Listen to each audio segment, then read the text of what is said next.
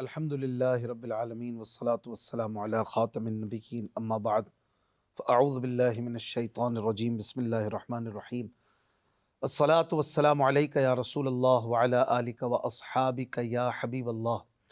الصلاة والسلام علیک یا نبی اللہ وعلی آلک واصحابک یا نور اللہ۔ مدنی چینل کے ناظرین، ایک بار پھر خوش آمدید۔ پروگرام ہے قرآن پاک ترجمہ و تفسیر کے ساتھ۔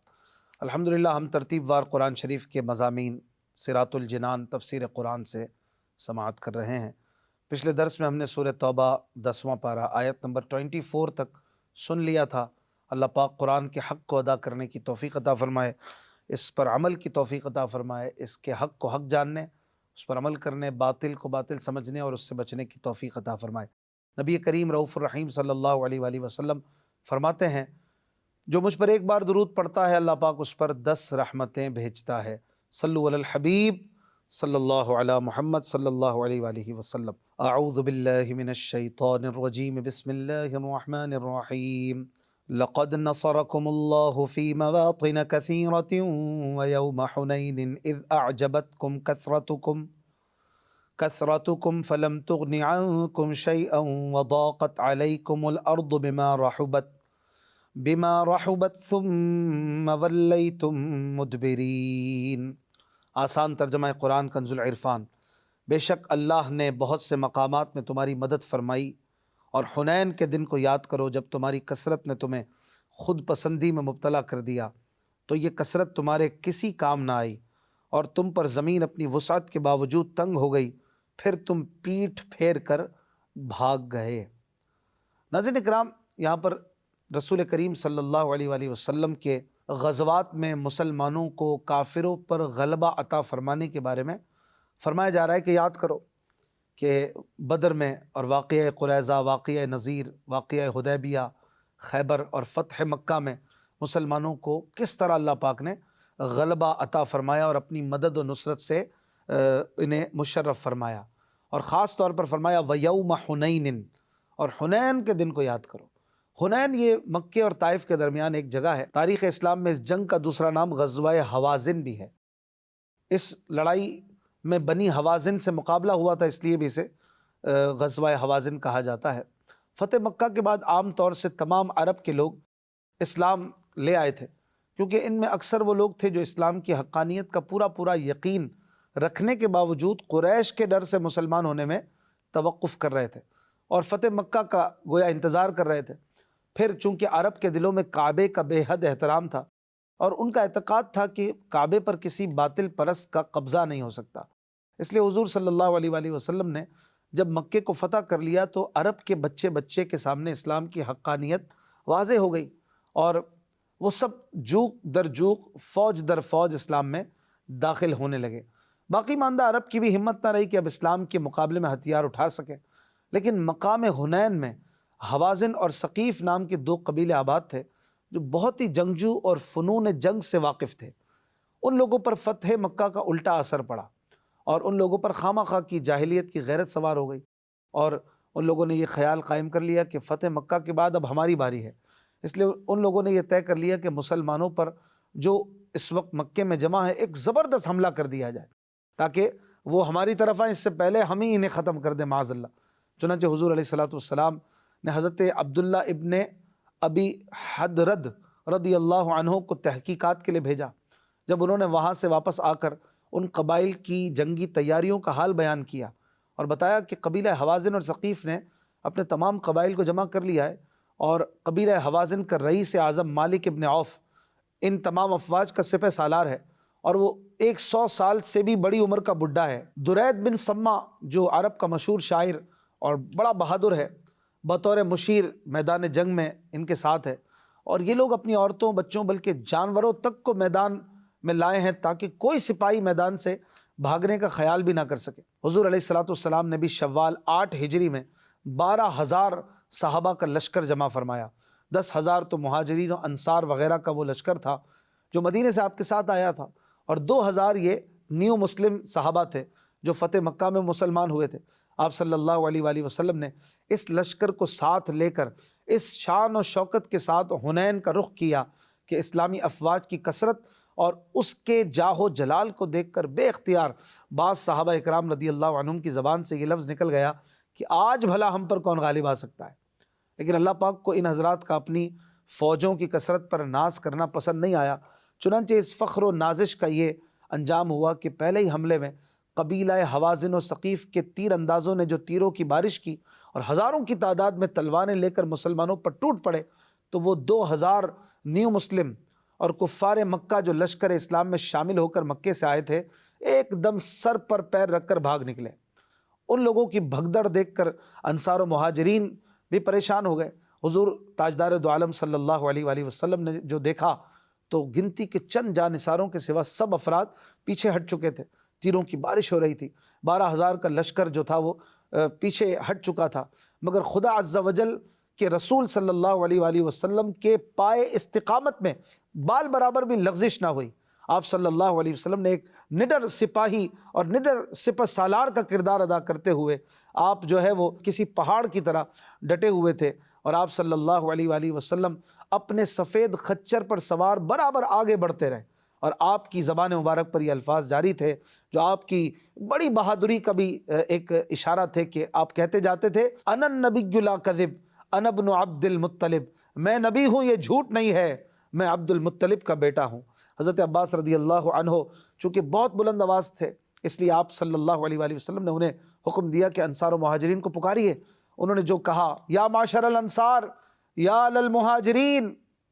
یہ نعرہ جو آپ نے مارا تو ایک دم تمام فوجیں واپس آ گئیں، اور لوگ اس قدر تیزی کے ساتھ حضور علیہ الصلوۃ والسلام کی طرف دوڑ پڑے کہ جن لوگوں کے گھوڑے اس دہام کی وجہ سے نہ مڑ سکے، انہوں نے ہلکا ہونے کے لیے اپنی زرہیں پھینک دیں اور گھوڑوں سے کود کود کر دوڑنے لگے اور کفار کے لشکر پر جھپٹ پڑے، اور اس طرح جاں بازی کے ساتھ میدان میں آئے کہ دم زدن میں جنگ کا پانسا پلٹ گیا، اور دیکھتے ہی دیکھتے کفار بھاگ نکلے، کچھ قتل ہو گئے اور جو رہ گئے وہ گرفتار کیے گئے۔ قبیلہ ثقیف کی فوجیں بڑی بہادری کے ساتھ جم کر مسلمانوں سے لڑتی رہیں، یہاں تک کہ ان کے 70 بہادر مارے گئے، لیکن جب ان کا علم بردار عثمان ابن عبداللہ قتل ہو گیا تو وہ بھی بھاگ گئے، اور فتح مبین نے حضور رحمت للعالمین صلی اللہ علیہ وآلہ وسلم کے قدموں کا بوسہ لیا، اور مسلمانوں کو کثیر مال غنیمت بھی ہاتھ آیا۔ اس آیت سے یہ پتہ چلا کہ مسلمانوں کا حقیقی بھروسہ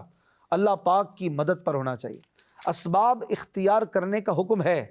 لیکن بھروسہ اللہ پاک پر ہونا چاہیے۔ اگر اپنی فوج کی کثرت، اپنے لوگوں کی کثرت وغیرہ پر کبھی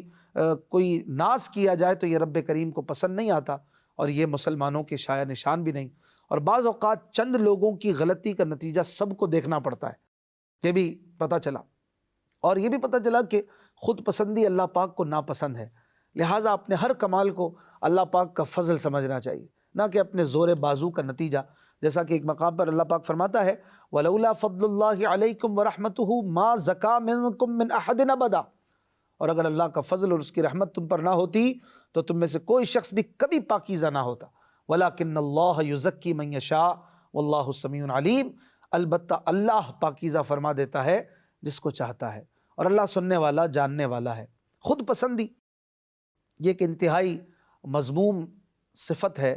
اور اس صفت و عادت کے پیدا ہونے کے مختلف اسباب ہیں جن کو جان کر ہی خود پسندی سے بچا جا سکتا ہے۔ لہٰذا خود پسندی کا علاج اور اس کے کچھ اسباب وغیرہ ہم سن لیتے ہیں۔ ایک تو خود پسندی کا سبب حسن و جمال، شکل و صورت، صحت، قوت، اعضاء میں تناسب اور اچھی آواز ہوا کرتی ہے۔ اس کا علاج یہ ہے کہ انسان جب شکل و صورت کی وجہ سے خود پسندی میں مبتلا ہو تو وہ اپنی باطنی گندگیوں پر غور کرے، اپنے آغاز و انجام کے بارے میں سوچ بچار کرے، اور یہ سوچے کہ کس طرح خوبصورت اور عمدہ بدن مٹی میں مل گئے اور قبروں میں یوں بدبودار ہو گئے کہ طبیعتیں ان سے متنفر ہو گئیں، اور جب طاقت و قوت کی وجہ سے خود پسندی پیدا ہو تو وہ اس بات پر غور کرے کہ ایک دن کے بخار سے کیا حال ہو جاتا ہے، اور ہو سکتا ہے طاقت پر اترانے کی وجہ سے اللہ پاک اس پر کوئی ادنا سی آفت نازل کر کے اس کی طاقت ہی چھین لے، تو بندہ طاقت و خوبصورتی کی وجہ سے ناز نہیں کرے گا اور خود پسندی میں مبتلا نہیں ہوگا۔ اسی طرح ایک سبب ہے عقل اور سمجھداری، اس کی وجہ سے بھی بندہ خود پسندی کا شکار ہو جاتا ہے۔ اس کا علاج یہ ہے کہ جب عقل اور سمجھداری کی وجہ سے خود پسندی پیدا ہو تو انسان کو چاہیے کہ وہ اللہ پاک کا شکر ادا کرے کہ اس نے اسے عقل عطا کی، اور عقل زائل ہو جانے کے خوف سے بے خوف نہ ہو، پھر بیوقوف لوگوں کی طرف بھی دیکھیں کہ وہ کس طرح اپنی عقلوں پر اتراتے ہیں لیکن لوگ ان پر ہنستے ہیں، اور اس بات سے ڈرے کہ کہیں وہ ان میں سے نہ ہو جائے اور اسے یہ بات معلوم نہ ہو، جس طرح بیوقوفوں کو نہیں پتہ، وہ اپنے آپ کو بڑا عقل مند سمجھتے ہیں، لوگ ان پر ہنستے ہیں، کیا پتہ میں بھی ایسا ہی ہو جاؤں، میں بھی اتراتا رہوں اپنی عقل پر اور لوگ مجھ پہ ہنستے ہوں۔ تو کبھی بھی اپنی عقل کو کچھ نہ سمجھے، بلکہ یہی کہے جو رب کا کرم ہے وہ ہے، مجھے تو کچھ نہیں آتا، اور مشورے کرتا رہے لوگوں سے۔ جب مشورہ کرے گا نا بندہ تو بھی اپنی عقل پر پھولنے سے بچے گا، کیونکہ مشورہ کرنے والا گویا بادی النظر میں یہ کہہ رہا ہوتا ہے کہ مجھے سب نہیں پتا، مجھے سب نہیں آتا، تبھی تو میں آپ سے رائے لے رہا ہوں۔ لیکن جو اپنی عقل پہ اتراتا ہے وہ کہتا ہے مجھے کیا ضرورت کسی سے مشورہ لینے کی، میں عقل کل ہوں، میں نے جو کہہ دیا صحیح ہے نا، یار میں نے کہہ دیا نا، یار میں نے کہہ دیا نا، پھر کسی اور سے پوچھنے کی کیا ضرورت ہے۔ یہ بات بھی عقل پر اترانے کی ایک نشانی ہوتی ہے۔ تو اگر کوئی مشورہ کر رہا ہے آپ کے سوا بھی کسی سے تو لینے دیجئے، آپ بھی لیجئے دوسروں سے مشورہ، کیونکہ ہم عقل کل نہیں ہیں، ہم بڑے ادنا بندے ہیں، ہماری عقل اتنی جتنی رب کریم نے دی، اپنی عقل پر بھی اترایا نہ جائے۔ اسی طرح نسب اور اعلیٰ خاندان ہونے پر بھی بعض اوقات بندہ خود پسندی میں مبتلا ہو جاتا ہے۔ اس کا علاج یہ ہے کہ جب انسان اپنے اعلیٰ نسب اور اونچی نسبت کی وجہ سے اترائے تو جان لے کہ اس کی یہ سوچ انتہائی درجے کی جہالت پر مبنی ہے کہ اخلاق اور اعمال میں اپنے آباء و اجداد کی مخالفت کرنے کے باوجود وہ ان کے درجے تک پہنچ گیا ہے، حالانکہ ایسا نہیں ہے۔ اور اگر وہ ان کی پیروی کا دعویٰ کرتا ہے تو ان میں خود پسندی کہاں تھی، بلکہ ان میں تو خوف تھا، اور وہ تو اپنے آپ کو حقیر جانتے تھے، دوسروں کو بڑا سمجھتے تھے اور اپنے نفس کی مذمت کرتے تھے۔ انہوں نے نسب کی وجہ سے نہیں بلکہ اللہ پاک کی عبادت، علم اور اچھی خصلتوں کی وجہ سے مقام و مرتبہ حاصل کیا تھا، لہٰذا اسے اس عمل کے ذریعے شرف حاصل کرنا چاہیے جس کی وجہ سے وہ معزز و محترم ہوئے۔ صرف نسب پر بھروسہ نہیں کر لینا چاہیے، کیونکہ قبائل میں شرکت اور نسب میں مساوات تو ان لوگوں کو بھی حاصل ہے جو اللہ پاک اور آخرت پر ایمان نہیں لاتے، اور وہ اللہ پاک کے نزدیک کتوں اور خنزیروں سے بھی زیادہ برے ہیں، لہٰذا اپنے نسب پر بھی نہ اترایا جائے۔ اسی طرح ظالم بادشاہوں اور ان کے مددگاروں سے تعلق ہو، بڑے بڑے ہمارے کانٹیکٹس ہوں، اور حکمرانوں سے، وزیروں سے، مشیروں سے اور ہمارے بڑے لوگوں سے تعلقات بھی خود پسندی میں مبتلا کر دیتے ہیں۔ اس کا علاج یہ ہے کہ وہ اس بات پر غور کرے کہ یہ لوگ اللہ پاک کے غضب کے حقدار ہیں، اور اگر وہ قیامت کے دن ان کی ذلت و رسوائی، جہنم میں ان کی بگڑی صورتوں، بدبو اور گندگی کو دیکھ لے تو اس کا کیا حال ہوگا؟ اب بھی وہ قیامت کے دن بھی ان سے تعلق پر اترائے گا یا ان سے بیزاری کا اظہار کرے گا؟ میرا تو کوئی ان سے تعلق نہیں، یہ کہے گا۔ تو جب وہاں پر ان کی نسبت پہ کوئی فخر نہیں تو یہاں پر کیوں اترانا؟ یہاں پر بھی نہ اترایا جائے۔ اسی طرح بیٹوں، خادموں، رشتہ داروں، مددگاروں اور مریدوں، پیروکاروں کی کثرت بھی بعض اوقات خود پسندی میں مبتلا کر دیتی ہے کہ میرے تو اتنے بیٹے ہیں، یا میرے اتنے نوکر چاکر ہیں، یا بہت بڑا خاندان ہے، بہت کثرت ہے، یا آپ کی معاونین بہت ہیں، جب کوئی مسئلہ ہوتا ہے بہت سارے لوگ آ جاتے ہیں، یا مریدین بہت سارے ہیں، ہاتھ چومنے والے بہت ہیں، آپ کی ماننے والے بہت ہیں، عقیدت مند بہت ہیں، آپ کی اسپیچ سننے والے بہت ہیں، آپ جہاں جاتے ہیں فالوورز آ جاتے ہیں، آپ کے ساتھ سیلفیز لیتے ہیں، آپ کے ساتھ جو ہے وہ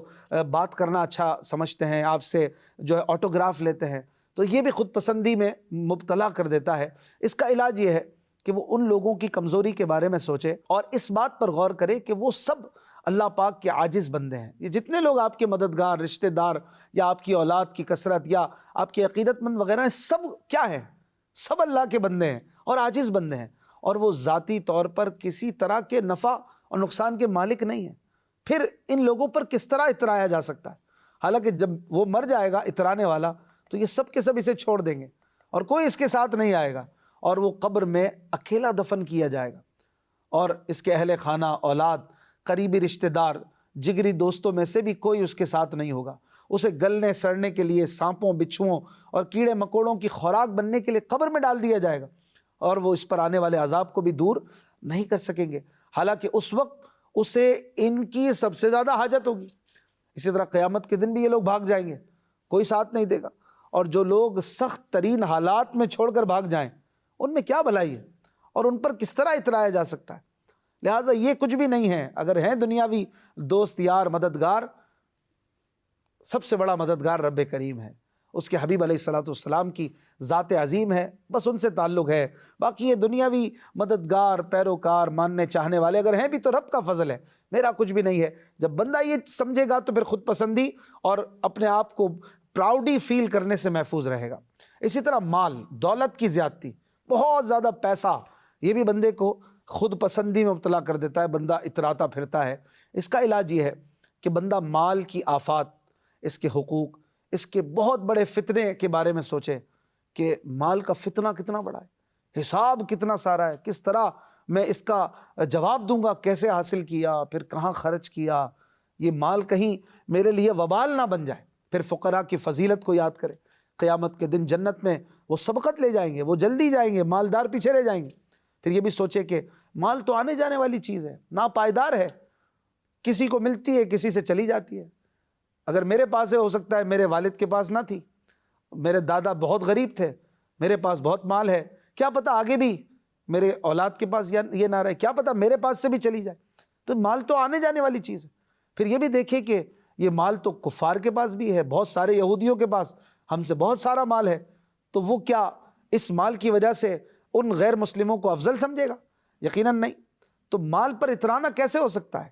اسے اللہ پاک کی نعمت جان کر اس کی رضا والے کاموں میں ہی خرچ کرے اور اسے خود پسندی کا سامان نہ بنائے۔ اللہ پاک ہمیں خود پسندی سے محفوظ فرمائے۔ اگلی آیت میں اللہ پاک ارشاد فرماتا ہے، ثم انزل اللہ سکینتہ علی رسولہ وعلی المؤمنین وانزل جنودا لم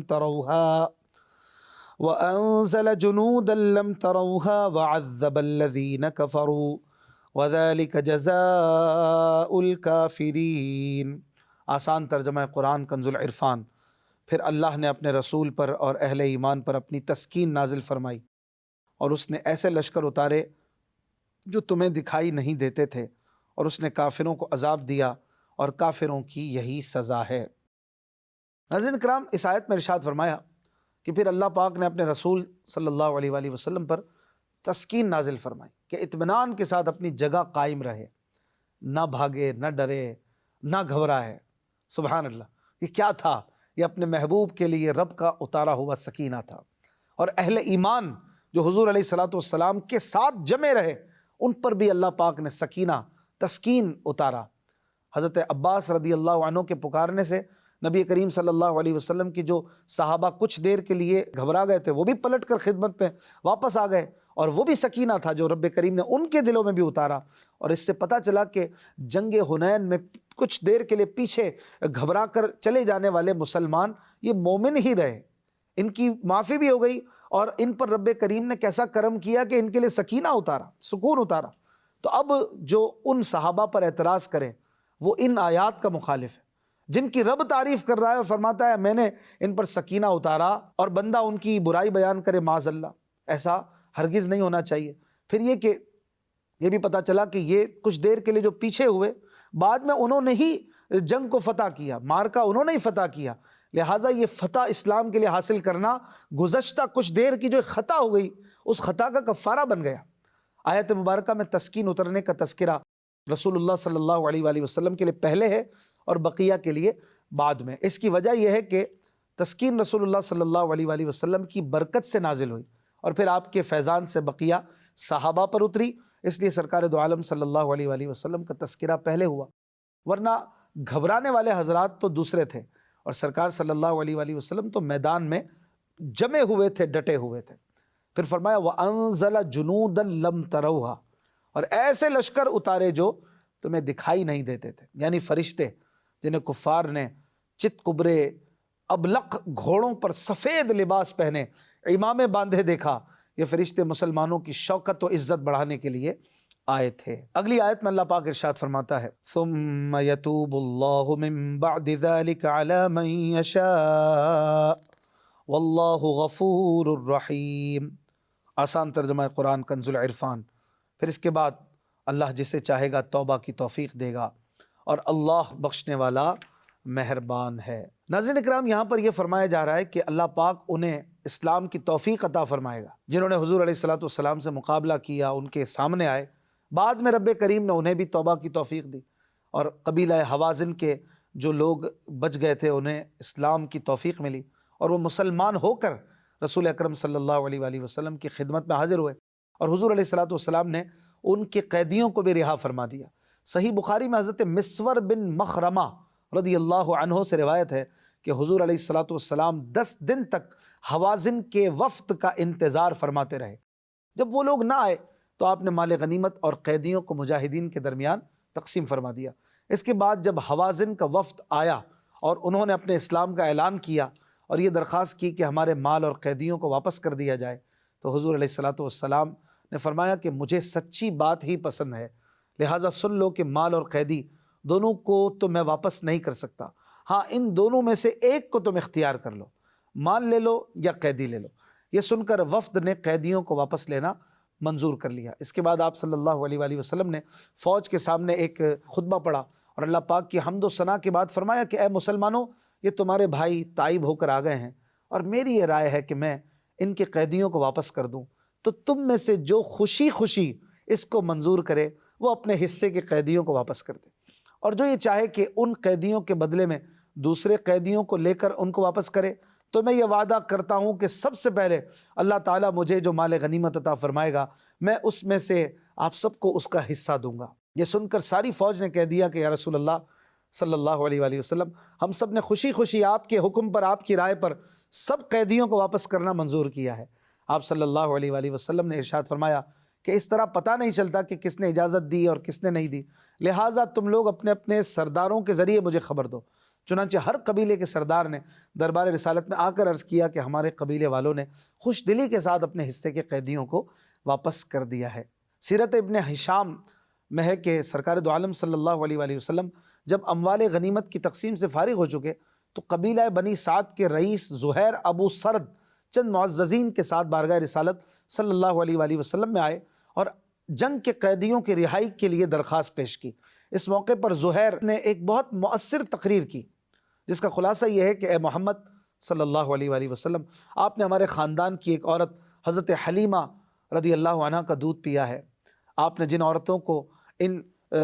مکانوں میں قید کر رکھا ہے ان میں سے بہت سی آپ کی رضائی پھوپھیاں اور بہت سی آپ کی خالائیں ہیں۔ خدا کی قسم اگر عرب کے بادشاہوں میں سے کسی بادشاہ نے ہمارے خاندان کی کسی عورت کا دودھ پیا ہوتا تو ہم کو اس سے بہت زیادہ امیدیں ہوتی، اور آپ سے تو اور بھی زیادہ امیدیں ہیں، آپ سے بڑی توقعات ہیں ہماری، لہٰذا آپ سے گزارش ہے کہ ہمارے قیدیوں کو رہا کر دیجئے۔ زہیر کی یہ تقریر سن کر حضور علیہ الصلوۃ والسلام بہت زیادہ متاثر ہوئے اور آپ نے فرمایا کہ میں نے آپ لوگوں کا بہت انتظار کیا لیکن آپ لوگوں نے آنے میں بڑی دیر لگا دی۔ پھر میں نے تمام مال اور جو قیدی تھے انہیں تقسیم کر دیا جیسا کہ ایک رول ہے۔ بہرکیف میرے خاندان والوں کے حصے میں جس قدر غلام وغیرہ آئے ہیں میں ان سب کو آزاد کرتا ہوں، لیکن اب عام رہائی کی صورت یہ ہے کہ نماز کے وقت جب مجمع ہوگا تو آپ لوگ اپنی درخواست سب کے سامنے رکھ دیجیے گا۔ چنانچہ نماز ظہر کے وقت ان لوگوں نے یہ درخواست تمام جماعت کے سامنے پیش کی اور حضور علیہ الصلوۃ والسلام نے مجمع کے سامنے یہ ارشاد فرمایا کہ مجھ کو صرف اپنے خاندان والوں پر اختیار ہے، لیکن میں تمام مسلمانوں سے یہ سفارش اور گزارش کرتا ہوں کہ ہو سکے تو قیدیوں کو رہا کر دیں۔ یہ سن کر تمام انصار و مہاجرین اور تمام مجاہدین نے بھی عرض کیا کہ یا رسول اللہ صلی اللہ علیہ وآلہ وسلم، ہمارا حصہ بھی حاضر ہے، آپ نے فرما دیا، آپ کا گزارش کرنا بھی ہمارے لیے حکم ہے، آپ اشارہ فرمائے بس۔ چنانچہ آپ صلی اللہ علیہ وسلم کی اس ارشاد پر سب کو آزاد کر دیا گیا اور 6000 قیدی انہوں نے ایک اشارہ مصطفیٰ پر جو ہے وہ قید سے رہائی حاصل کی۔ نسائی شریف کی روایت میں ہے کہ جب قبیلہ حوازن کے لوگوں نے نبی کریم صلی اللہ علیہ وآلہ وسلم کی بارگاہ میں اپنے قیدیوں کی رہائی کے بارے میں عرض کی تو آپ نے اپنے خاندان کے حصے میں آنے والے غلاموں کو آزاد فرما دیا، اور اس کے بعد ارشاد فرمایا جب میں ظہر کی نماز پڑھوں تو تم سب کھڑے ہو کر یوں کہو ہم اللہ کے رسول کے وسیلے سے مسلمانوں سے اپنی عورتوں اور بچوں کے بارے میں مدد چاہتے ہیں۔ اور پھر وہ سارا معاملہ ہوا کہ صحابہ اکرام علیہم رضوان بھی راضی ہو گئے، سب نے حضور علیہ السلام کی رائے کو پسند کیا اور سارے قیدیوں کو رہا کر دیا۔ اس حدیث کے اس جز سے، اس ٹکڑے سے پتہ چلتا ہے کہ استعانت، مدد طلب کرنا، اس حدیث میں لفظ استعانت ہے، انا نستعین برسول اللہ،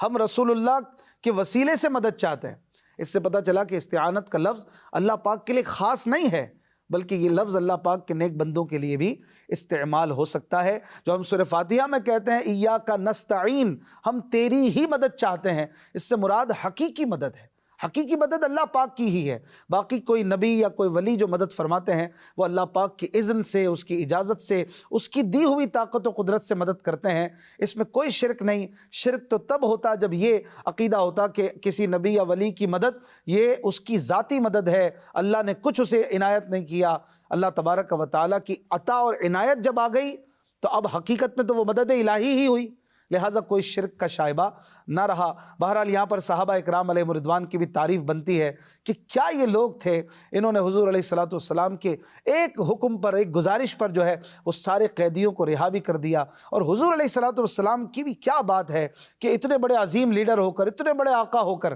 آپ چاہتے تو حکم بھی فرماتے کہ خبردار جن کو میں نے غلام وغیرہ دیے تھے سب لوٹا دو اور سارے کے سارے لے آؤ، ہم نے جو ہے انہیں واپس کرنا ہے۔ ایسا نہیں کیا، بلکہ ریکویسٹ کی، گزارش کی۔ حالانکہ حضور مالک ہیں سب کے، سب صحابہ کی جانوں بلکہ تمام کائنات کی جانوں کے حضور مالک ہیں، لیکن حضور علیہ الصلوۃ والسلام کے یہ اخلاق حسنہ ہیں، ایک لیڈرشپ کوالٹی حضور بتا رہے ہیں کہ لیڈر ہو تو ایسا ہو، سردار ہو تو ایسا ہو، اپنے ماتحتوں سے رویہ ہو تو ایسا ہو کہ انہیں ریکویسٹ کی جائے، گزارش کی جائے۔ اور صحابہ اکرام علیہم رضوان نے کیسے اس پر سر تسلیم خم کیا، اور کسی ایک نے بھی ایسا نہ ہوا کہ غلام وغیرہ دینے سے انکار کیا ہو کہ جب گزارش ہی کر رہے ہیں تو مرضی ہے مانے نہ مانے، بلکہ سب نے لوٹا دیے۔ اور یہ تاریخ نے نظارہ دیکھا کہ ایسے ماننے والے مصطفیٰ کریم صلی اللہ علیہ وآلہ وسلم کے صحابہ کے علاوہ کسی آقا کے، کسی امیر و بادشاہ کے نہ ہوئے۔ اللہ پاک صحابہ اکرام علیہم رضوان کے مزارات پر کروڑوں رحمت نازل فرمائے۔ زندگی رہی تو اگلے درس میں ملاقات ہوگی۔ اپنا خیال رکھیے گا۔ صلو علی الحبیب صلی اللہ علی محمد صلی اللہ علیہ وآلہ وسلم۔